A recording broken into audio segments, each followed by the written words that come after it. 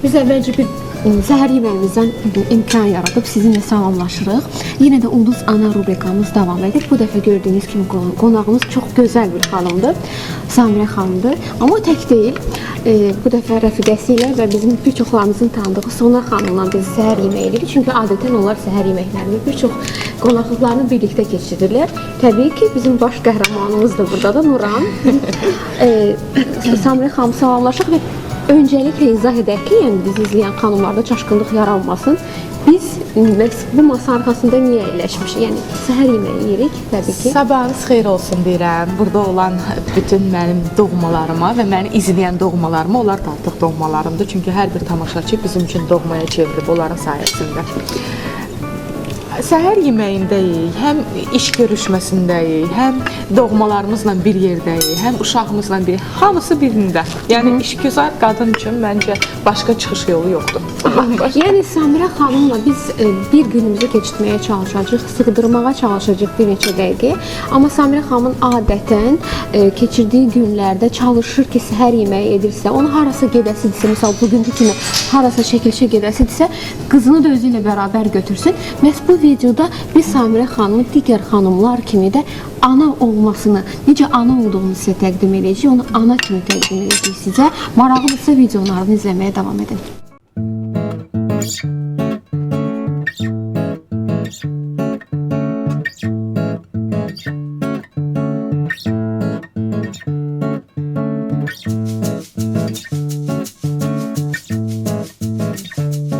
Samirə xanım, mən əslində biz səninlə ünsiyyətdə olanda xanım epiklərindən istifadə eləmirik. Yəni tam səmimi olsun deyə elə Samirə deyə müraciət eləyəcəm. Mən də çalışan xanımam, sən də işləyən bir xanımsan. Bizim izləyicilərimizin və ətrafda olan işləməyən xanımları daha çox narahat eləyən bizimlə bağlı suallar odur ki, görəsən bu cür xanımlar çoxlu çalışırlar, karyeraya bu qədər vaxt ayırırlar. Görəsən onlar uşaqlarına nə qədər vaxt ayıra bilirlər? Misal üçün, sən bizə ipucuları, sən bizə müəyyən hilələr verə bilərsən bir işləyən xanım kimi, daha böyük yaşda olan övladın anası kimi ki, işləyən xanımlar, karyerasını quran xanımlar necə eləsinlər ki, həm işi çatdırsınlar, həm də övladlarına vaxt keçirsinlər? Əslində, ailə ilə işi eyni vaxtda, karyera ilə ailəni eyni anda daşımaq, bu çox böyük bir yükdür. Bəlkə çoxlarına ağır gələ bilər, yarı yolda buraxa bilərlər, bəlkə də nə bilim, çox asan gələ bilər, amma çox çətindir bunu asanlıqla daşımaq. Yəni mən də bunu daşıyan xanımlardan biriyəm. Bəli, hərdən elə vaxtlar olur ki, yoruluram, hərdən elə vaxtlar olur ki, deyirəm, yox, birindən yəni keçməliyəm, birini buraxmalıyım, amma hələ ki, gücüm çatıb. Mənim üçün çox çətindir, niyə görə? İctimai qınaq deməzdim bunu, ictimai fikir var. Nəzarət, ictimai fikir mənə çox təsir edə bilər. Adətən, məsələn, mənim rəfiqələrim deyir ki, onsuz da danışacaqlar da, yəni üzdə olan adam haqqında danışırlar, bu normaldır, özüm də bunu dərk edirəm. Amma hərdən mənə toxunur, məsələn, gecənin səhərə qədər yatmaya bilərəm ki, bir də görürsünüz, biz yəni, o qədər tədbirlərdə oluruq və yaxud axşam işdən çıxırıq, kiminləsə görüşümüz var filan, gedib haradasa oturub yemək yeməliyik və anidən həmin anda şəkil çəkilib, həmin gün restorandan şəkil qoyulub və yaxud nə bilim, hansı bir tədbirdən şəkil qoyulub. Mütləq ki, altında, mən bilirəm ki, həmin adamların, yəni belə pis mənada çıxmasın, özlərinin heç bir şəkili yoxdur Instagramda və yazırlar, siz ümumiyyətlə evdə yemək pişirirsiniz, siz ümumiyyətlə uşağa baxırsınız, siz nə qədər restoranda oturursunuz və yaxud nə qədər tədbirdə olursunuz. Bu mənə hərdən ağrıdan məsələdir, amma hərdən də ağrıdan məsələ deyil, çünki boş buraxıram. Bu mənim həyat tərzimdir və mən artıq bu cür yaşamağa öyrəşmişəm. Bilməm, Sona xanımın deyən ki, yediyi yeməklərdən və yaxud gördüyü hazırladığım yeməklərdən deyə bilər məndə necədir. Yox, Samira xanım çox bacarıqlı, həm də qoçaq xanımdır.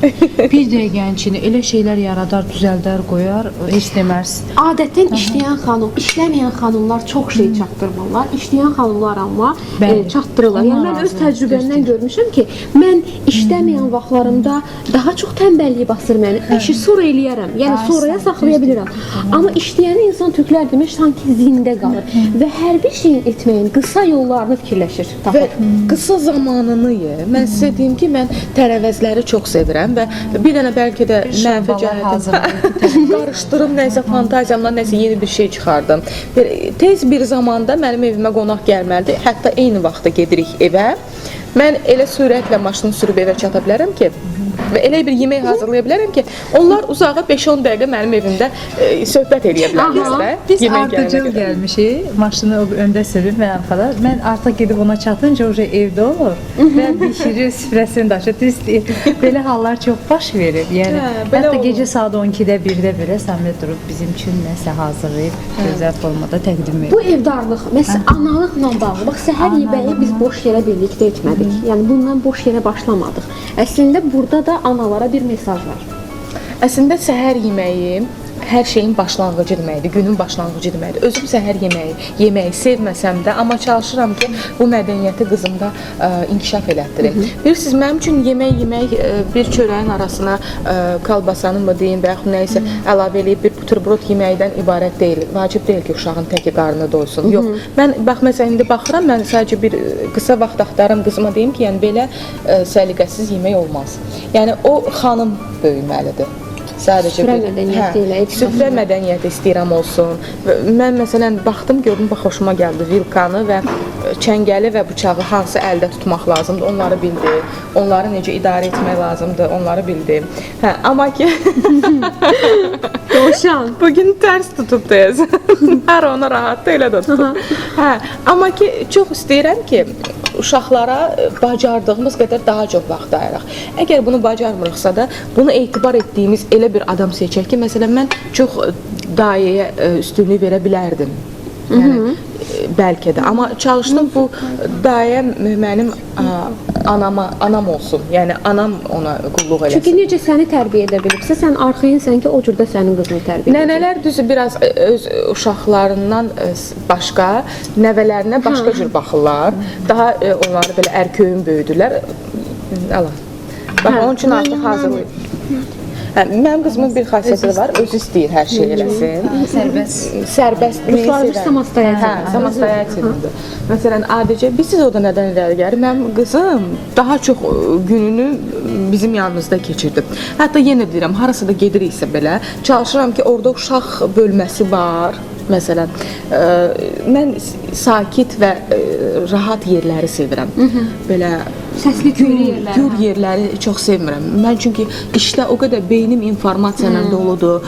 Başım çox ağrıyır elə yerlərdə. Mən xoşduram ki, sakitçilik olsun. Vari belə restoranlar, kafelər olsun. Və adətən onlarda uşaq bölümləri olur, sahələri olur. Harda ki, uşaqlar da əylənir. Çalışıram elə yerləri seçim. Yəni daha çox səhər yeməklərinin təkcə qida qəbulu kimi həyata keçirtmirsiniz. Və beləcə harasa gedəcəksinizsə, günün başlanğıcı olacaq. Ya bunu hansı bir restoranda və ya gedəcəyiniz tədbir yerində uşağı evdə tək saxlamaq ya da kimləsə qoymaqdansa, əgər həmin məkan sizə uyğundursa, yəni qızınıza uyğundursa, onu özünlə aparırsan, orada birlikdə səhər yemək yersən. Əslində məktəb var deyə, yəni səhər tezdəndən mən mütləq oyanıram qızımı yola salmağa. Çalışıram ki, səhərlər onun üçün maraqlı yeməklər hazırlayım. Məsələn, o şokolad yağını sevir, çörəyin üzərinə çəkib yeməyi. Amma nə qədər eləyirəm, o sıyıq deyirlər də, kaşanı, məsələn, yedirdə bilmirəm ona. Amma çalışıram ki, süd yesin, heç olmaya süd içsin, yəni süd tərkibi olan bir şeylər qəbul etsin. Bal, təmiz bal, mütləq səhər ona öyrətmişəm ki, şokolad yağındansa mütləq çörəyin üzərinə yağ və mütləq balı yesin. Və bunu bilirəm ki, onu yedi, getdi, rahatlandım. Və yumurta hər gün qoymuram, çalışım həftənin 2-3 günü yumurta, hələ bu da çoxdur, hər gün olmaz. Və yumurtanın bəzi vaxtlar çoxluq olanda Çalışıram ancaq ağ hissəsini yesin. Bax indi biz gördük ki, Nuran, sən anan məsələn xoşdur ki, səninlə bərabər tez-tez səhər yeməkləri eləsin və birlikdə harasa gedəsiz bunun üçün. Və sənin şəxsən özünün nə xoşuna gəlir? Ananla birlikdə nə edəsən, necə vaxt keçirdəsən? Dərsdən sonra ən çox sevirəm mama ilə getməyə harasa, paltarlar almağa, sonra gedirik. Heç xarici gedirsiniz birlikdə? Yəni gedəndə səni özünlə aparır? Orada da yəqin ki, shopping edirsiniz birlikdə. Ən çox nə xoşuna gəlir? Məsələn, mən görürəm ki, Instagram şəkillərində sənin çoxlu gəlinciklərin var. Yoxsa onları geyindirməyə xoşlayırsan, yoxsa daha çox özün geyinməyə xoşlayırsan? Özüm. Özünə seçməyi. Mamadan məsləhət alırsan, yoxsa özün mamana nəsə geyimlə bağlı məsləhət verirsən ki, ana bax bu yaxşı deyil, bunu giyin, bu daha qəşəng görünür.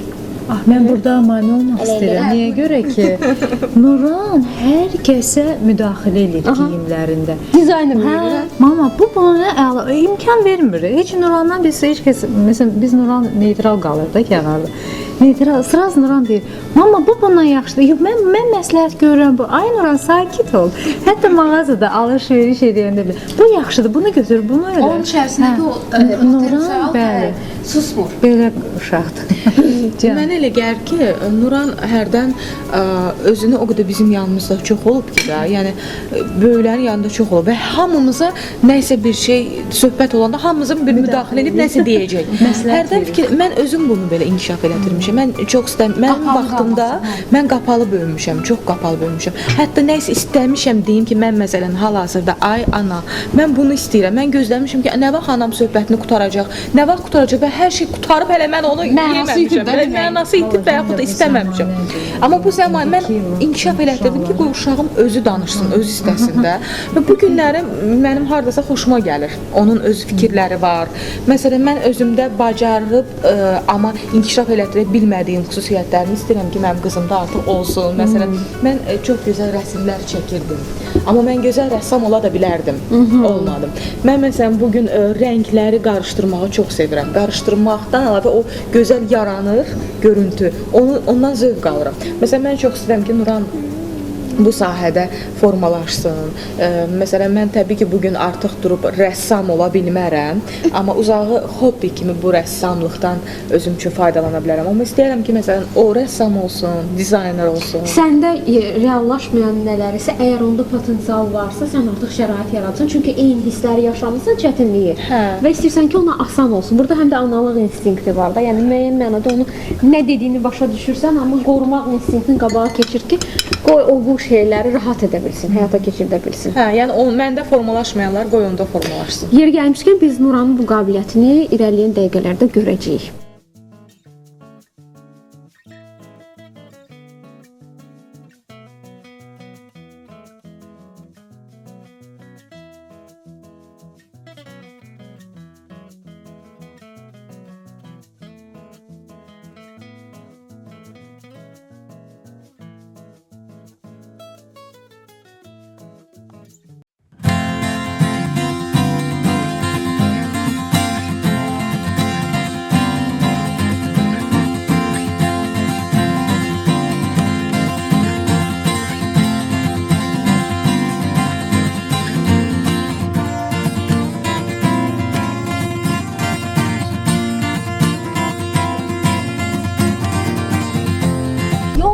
Bəzi şeylər də soruşmaq istəyirəm.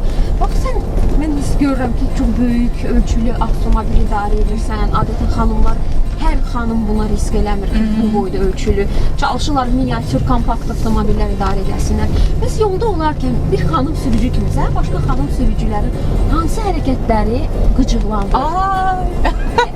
Mənim bəy sürücülər adətən o qadınları ondan inamsızlığı qıcıqlandırırsa, bəzi qadınların da bax onlara o yaratdığı şərait qıcıqlandırır və dəfələrlə özüm də bunun şahidi olmuşam. Bir də görürsünüz ki, qadın qarşıda sürür. Mən artıq hiss edirəm ki, o sürücü qadındır. Mən sizə inandırım ki, mən demirəm mən belə peşəkar sürücüyəm, amma sizi inandırım, mən maşın sürən bəylərdən qat-qat yaxşı sürürəm. Hə, amma sən qadınların məsəl üçün nəsə avtomobil idarə edəndə kişilər qıcıqlanır, sən onlar qadınların elə sürməyindən kişilərə haqq qazandırırsan. Bilirsən niyə haqq qazandırıram? Amma bir də görürsən ki, məsələn, ona rəşot nədir? Hesablamaq lazımdır. Məsələn, biz necə öyrənmişik? Maşınla o biri maşının arasında məsafə olmalıdır.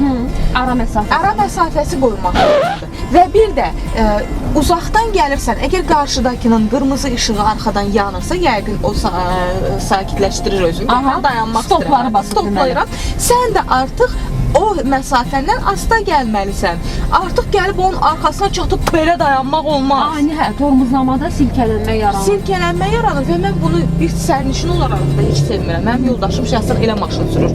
Birdən gəlir, dayanır. Bunu mən sevmirəm bir sərnişin olaraq da. Bir də maşına da əziyyət verirəm, bir də özümə də. Mən sürəti də sevirəm. Yenə deyirəm, bizim sürətlə maşın sürmək üçün elə gözəl yollarımız var ki, hərdən biri görürsən ki, maşın artıq özünü öldürür ki, 120-dən də o ya da 140-ı da keçmişik. Yəni biraz asta ol. Bunu da eləmək lazım. Amma yol imkan verirsə ona sən bunu eləyirsən. Təbii, yəni yenə deyirəm, yol mən şəhərdə elə sürmürəm. Yəni bunun üçün bizim tras yollar var. Hava limanına gedən yollarımız var. Orada sürət həddi gözəl. Hə, sür ged özün üçün. Və bir də mən qayda qanunlara çox riayət edirəm. Həddindən artıq riayət eləməyi sevirəm də. Məsələn, bir də yenə deyirəm, o hesabı elə götürmək lazımdır ki, sən gəlib arxadakı maşına dəyməyəsən. Və yaxud da lap bu dərəcədə məndə belə hallarda olub. Bu dərəcədə ola bilər, yadımdan çıxsın. Artıq məsafə az qalıb və mən baxıram sağda maşın yoxdursa, mən o tərəfə gedə bilərəm və yaxud necəsə. Yəni yer saxlayırsan özünə qaçmağa, qaçırtmağa. Hə, yer saxlamaq lazımdır. Yoxsa amma qadınlar həmən hiss olunur ki, orada qadın var. Bir də maşında əlində telefon olan adamı mən arxadan istəyirəm ki, onun əlində telefon var. Avtomobilin hərəkətindən tutursan ki, sürücü neynir? Neynir? Bir də mütləq, bax bunu bağlayıram, mütləq bu nə polisə lazımdır, nə kiməsə lazımdır, bu mənim özümə lazımdır. Bəli, təhlükəsizlik üçün, qayda üçün deyil. Hə. Biz yaxşı, məsəl üçün, elə xanımlar var ki, mən bilirəm ki, sənin belə bir şey imkanın var da, sən tutaq ki, sürücü xidmətindən istifadə edə bilərsən. Təbii ki, bəzi xanımlar və bəzi bəylər istəməzlər ki, onların xanımlarını başqa biri harasa aparıb gətirsin. Amma yaxın bir adamlardan, tutaq ki, xala oğlu, məsəl üçün, ya kimsə bunu sənə edə bilər, bu xidməti göstərə bilər, hətta pul qarşılığında eləyə bilər. Amma sən qərar vermirsən ki, mən özüm avtomobil idarə edəcəm. Mən avtomobil idarə etməkdən zövq alıram. Bir də görürsünüz ki, işdən çıxıram, heç bir yerə getməyə planım yoxdur. Mən bir 15-20 dəqiqə, yarım saatımı elə avtomobildə gəzirəm. Özüm üçün mahnılarıma yandırıram, qulaq asıram. Heç gedəsi yerim yoxdur. Sadəcə şəhərimizi fırlanıram, tək oluram orada. Bundan da əlavə hərdən bir də görürsünüz ki, taksi xidmətindən istifadə edəndə 2 dəfə olub bu hal. İstəyirəm taksi edim ki, nə olar, saxla mən sürüm. 2 dəfə artıq özüm sürmüşəm. Sən artıq avtomobil idarə edirsən deyə özün onun səhvlərini görə bilirsən. Səhvləri də görürəm, ondan əlavə narahat oluram başqasının maşınında. Çünki mənim fikrim çönürəm, baxıram sağa sola, görüm maşın gəldi, gəlmədi. Bir də ki, bütün qadın sürücülərimizdən xahiş edirəm. Bax, bu güzgülər nə üçün yaranıb? Bununla idarə eləyin. Bu kosmetika üçün deyil, düzdür, bu kosmetika üçündür amma. Amma bax, bu güzgülər yan, sağ, sol, bunlar kosmetika üçün deyil və yaxud da bunlardan idarə eləyib baxmaq lazımdır. Bu nəzarət üçündür. Yəni, mən təzə-təzə maşına başlayanda sürməyə, başımı çıxardırdım, pəncərədən baxırdım ki, görüm maşın gəlir. Güzgüdən yox, pəncərədən baxırdım. Amma indi mənim üçün park etməyə belə radar xidməti filan heç nə lazım deyil. Güzgü ilə. Video yayımıza heç nə lazımdır. Mən elə güzgü ilə idarə eləyirəm.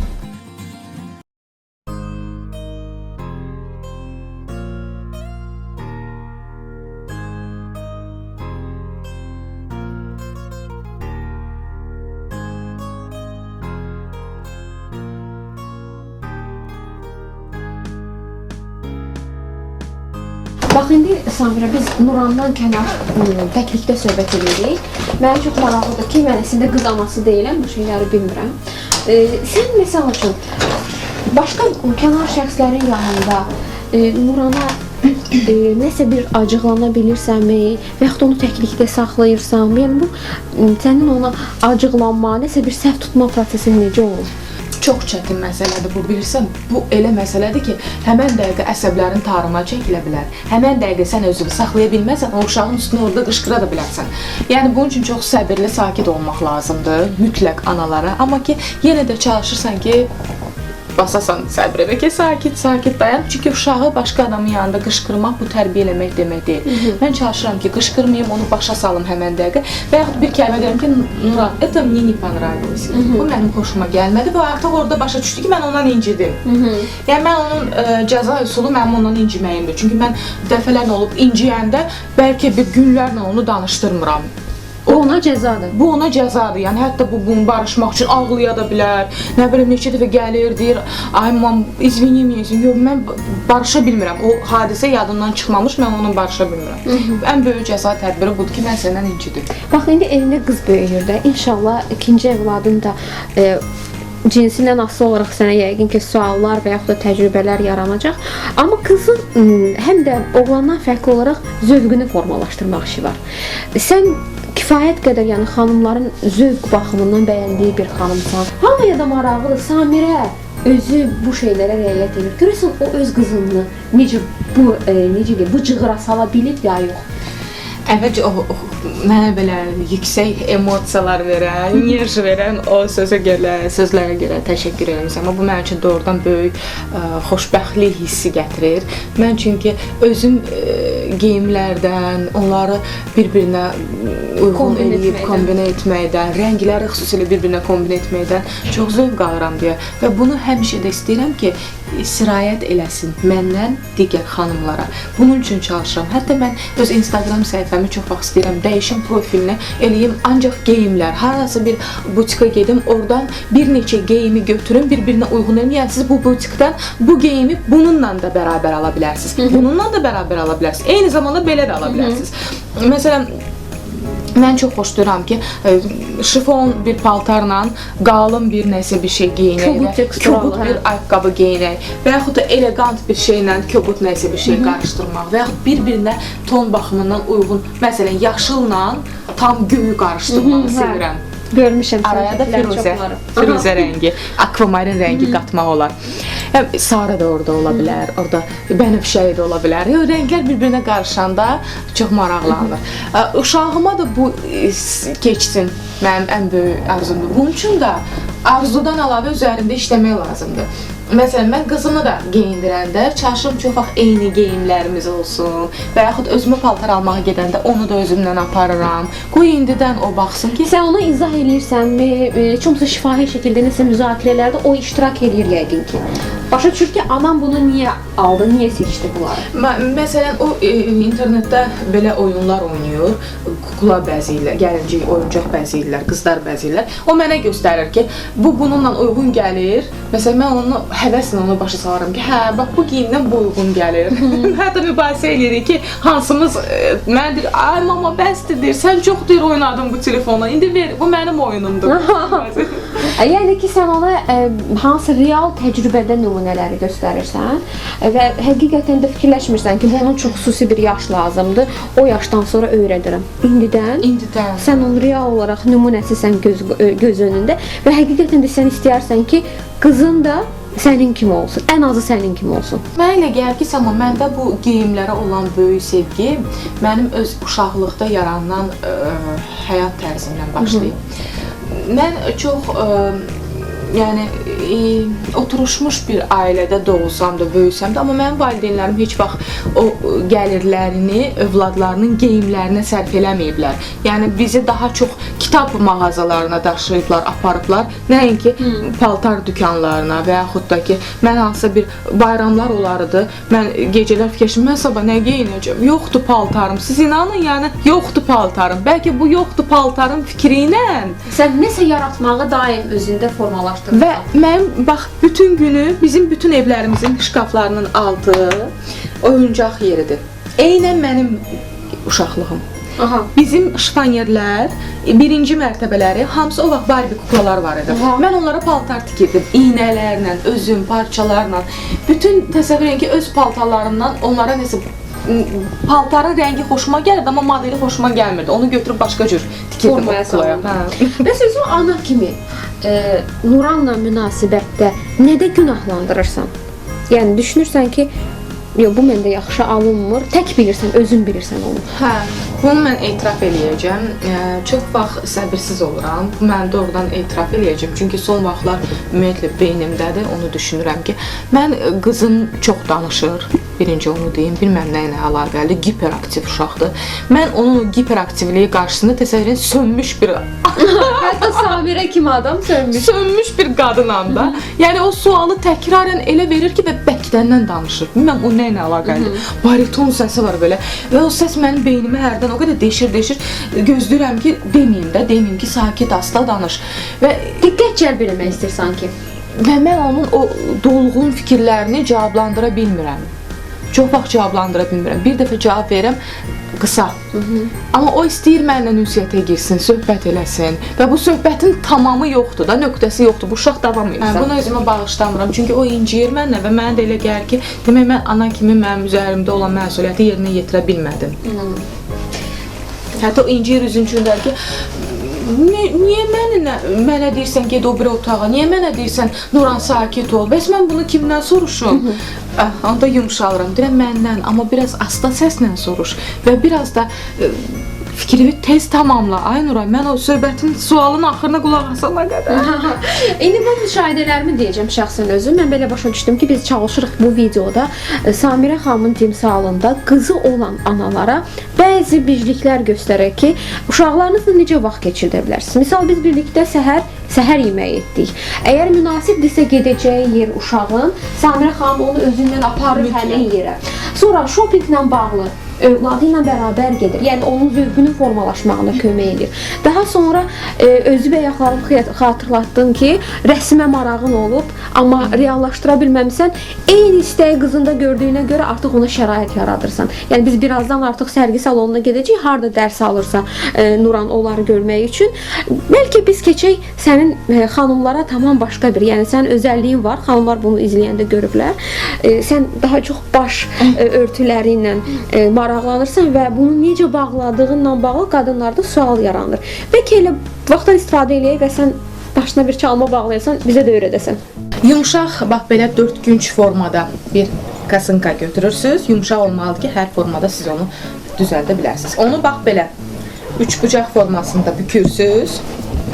3 bucaq kimi. Saçınızı yığmalısınız. Biraz yuxarıdan yığa bilsəz lap yaxşı. Çünki saç mütləq yığılmalıdır. Orada belə bir fason alınır. Arxada belə toppuş bir görüntü olsun. Başınızı salırsınız aşağı. Deməli 3 bucağın iki tərəfi qabaqda qalır. Bax bu qabaqda qalır. Bunu bağladınız. Ya belə hər cür formada eləmək olar.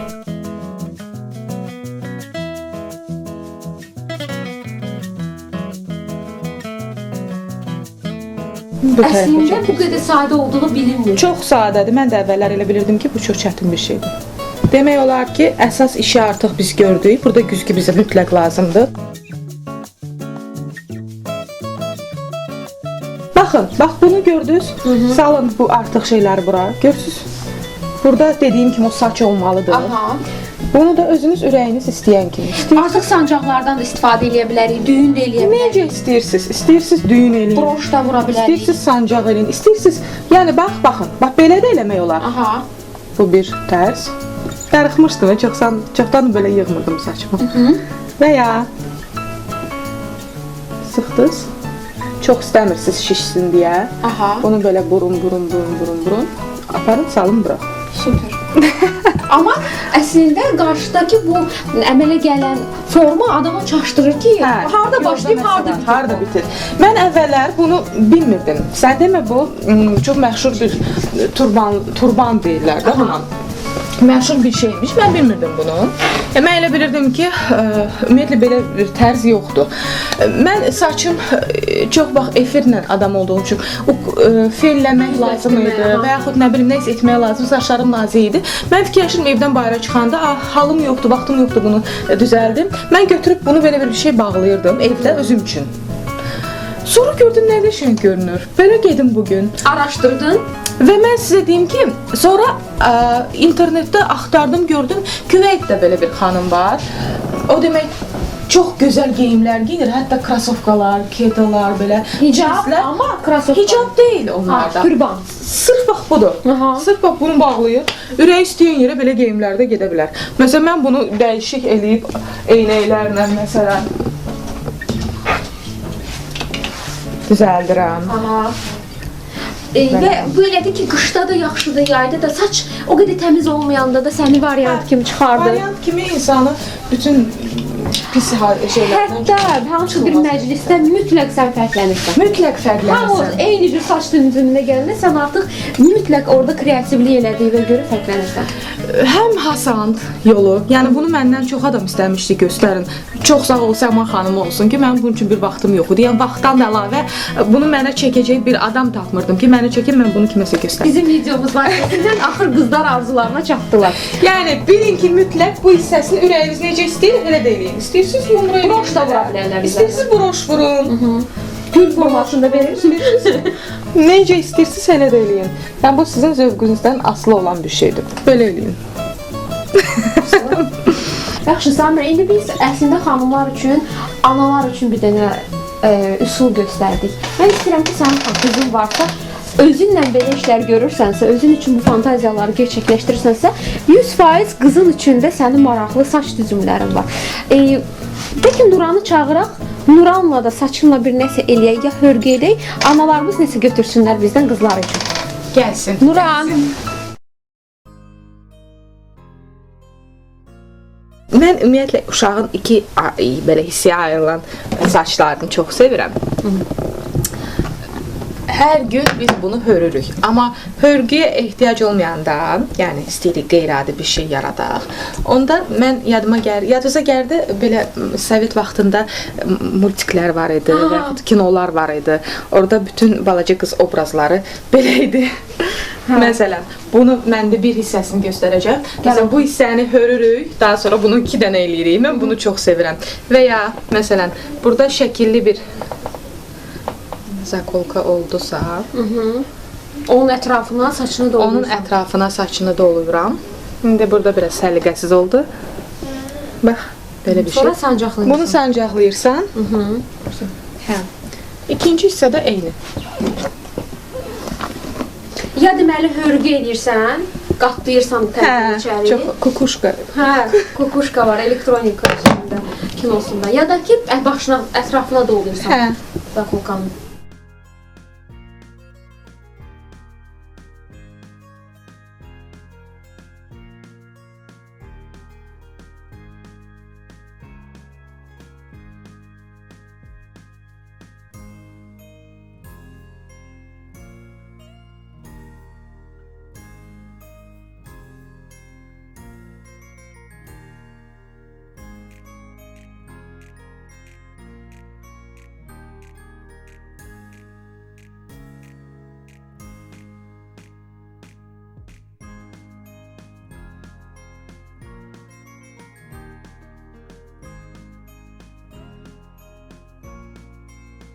Samirə, bəs yaxşı, ana kimi hələ artıq neçə illik təcrübən var da, yeni ana olanların o qədər qorxulu təsəvvürləri və sualları var ki, ən çox da hamıdan eşitdikləri hamiləlikdən sonraki depressiyadır.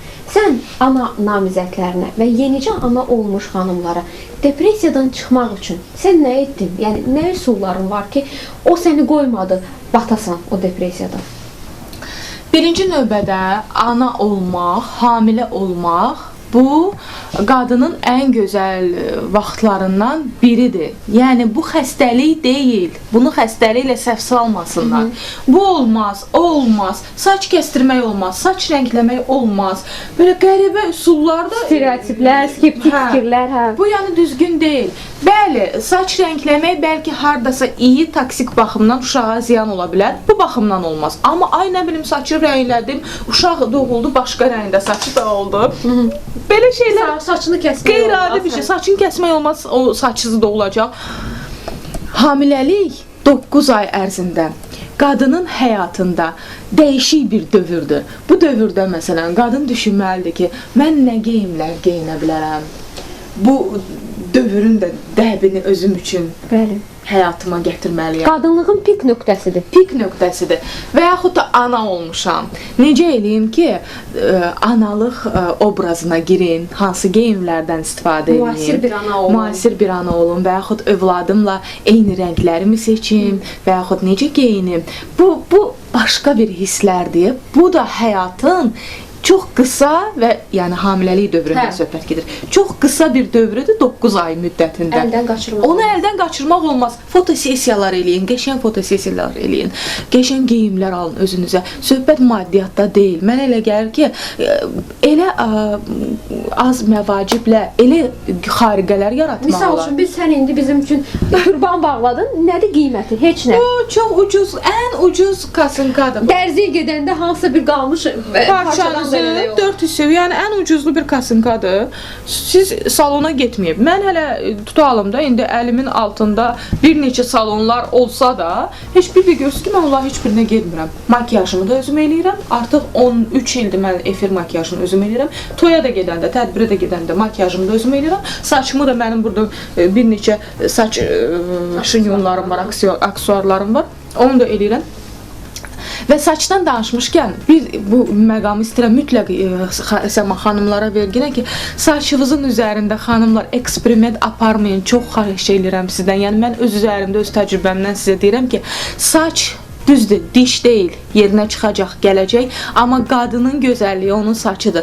Mən öz üzərimdə eksperiment apardım, 7-8 il öncəki görünüşümə qayıtmaq istədim, amma ruh olaraq mən 8 il öncəki qadın deyildim, mən bunu etməli deyildim. Və mən öz saçımı naşı ustaların əlinə verdim, hansı ki onlar onu bilmədən. Adları var idi, amma adları ən lüks usta, ən prestijli salon və ən prestijli ustalar. Çünki bugünkü ustalar öyrəşiblər ki, qabaq ustalar saçım santimetrində belə, necə deyim, ona belə baxırdılar ki, ay, itərə 1 santimetr kəsdim, nə ilə işləyəcəm, saçı qısalmasın, haran rəngləyəcəm, haran ukladka eləyəcəm. İndi isə ustalar deyir ki, kəssin, gəlsin, qaynaq qoyaq. Ona görə də saçın qədrini, qiymətini bizdən başqa heç kim bilməyəcək. Və bir də mən nədən istifadə edirəm, bax, bunu istəyirəm mütləq xanımlar bilsin. Bizim evimizdə hər yer yağdır.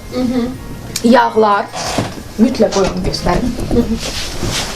Bax, cürbəcür burada yağlar var. Yağlar, bir də ki, məsələn, bir repeyni, masla, sarımsaq yağı, çay yağı, kakos yağı, cürbəcür yağlar var. Və mütləq mən bunu kəşf eləmişəm özüm üçün. Kanalda var bizdə də. Nikotinova kislota var. Nikotinova kislota, bunu mənə Rus bir saç ustası məsləhət gördü. Demək, bunu nə edirsiniz? 2 ampula mənə bəs eləyir. Şprisə çəkib, sonra başımın diblərinə damcılayıram. 30 günlük prosedurdur. Hər gün bunu eləyirəm. Amma yumaq lazım deyil. Yumaq lazım deyil, amma mütləq təmiz saç olmalıdır. Bu mənə doğrudan da kömək eləyir. Mən baxıram ki, saçının uzanmağına kömək eləyir və keyfiyyətinə kömək eləyir. Uzanmağına daha çox kömək eləyir, bir də tökülməyinə qoyur. Yəni mən bu şeyi qeyd etmək istəyirəm. Bizim YouTube kanalda bu barədə videomuz var. Saçların 6 santimetrə qədər uzada bilir saçları. Sadəcə xanımlardan mənə çox sual gəlirdi və real olaraq nəticəsini görmüsünüzmü? Səma xanım suallar verirlər. Samirə xanım real olaraq, yəni biz bir-birimizdən xəbərsiz danışmışıq. Baxın, bu diblərində yeni çıxan saçlar, onlar bir həftənin saçlarıdır.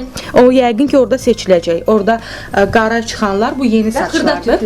Xırda tüklər, onlar bir həftənin saçlarıdır. Yəni bir həftə, ümumiyyətlə bir aya saç 1 və ya 1 santimetr yarım uzanmalıdır. Amma bu mənim saçım 1 həftəyə çıxardı. 3 santimetr, bir həftəyə o 1 santimetr yarım uzandı artıq.